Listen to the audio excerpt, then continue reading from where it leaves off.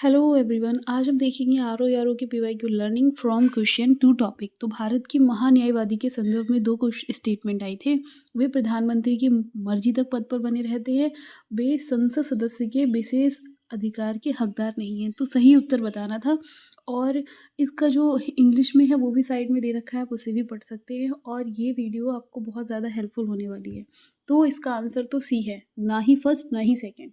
ठीक है, अब देखते हैं अटॉर्नी जनरल के बारे में। अटॉर्नी जनरल आर्टिकल 76 में मेंशन है और ये हाईएस्ट लॉ ऑफिसर होता है इंडिया का और चीफ लीगल एडवाइज़र भी होता है गवर्नमेंट के लिए, जो सारे लीगल मैटर में एडवाइस देता है कि अब आपको ऐसा करना चाहिए या ऐसा होना चाहिए जब गवर्नमेंट का केस होता है तब।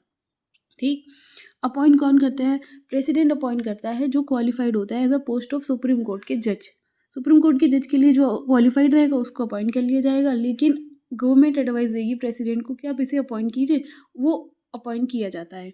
उसके बाद में आता है कि क्राइटेरिया क्या रखते हैं, तो सिटीजन तो होना ही चाहिए और 5 साल तक हाई कोर्ट का जज भी होना चाहिए और 10 साल तक हाई कोर्ट का एडवोकेट होना चाहिए। जैसा कि सुप्रीम कोर्ट के जज के लिए होता है वैसा ही दे रखा है क्राइटेरिया सेम।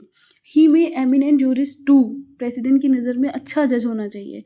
अब what is the term of attorney general, तो यहाँ पे कोई फिक्स टर्म नहीं है कॉन्स्टिट्यूशन के हिसाब से और इसका जो रिमूवल है, ग्राउंड ऑफ रिमूवल, बस प्रेसिडेंट की मर्जी से कभी भी हटाया जा सकता है।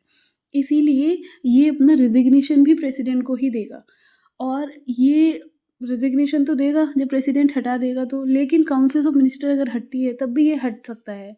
नई सरकार आएगी तो वो अपना अटॉर्नी जनरल बिठाएंगे, है ना। तो ये क्लियर।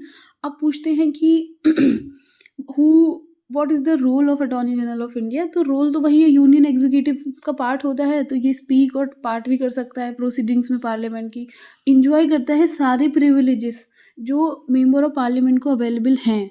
जो सेकंड क्वेश्चन था वो भी गलत इसीलिए है। What is the role of attorney general of India, तो वही मतलब रोल तो यही है कि वो सारे काम कर सकते हैं लेकिन वोट नहीं कर सकता, ठीक है।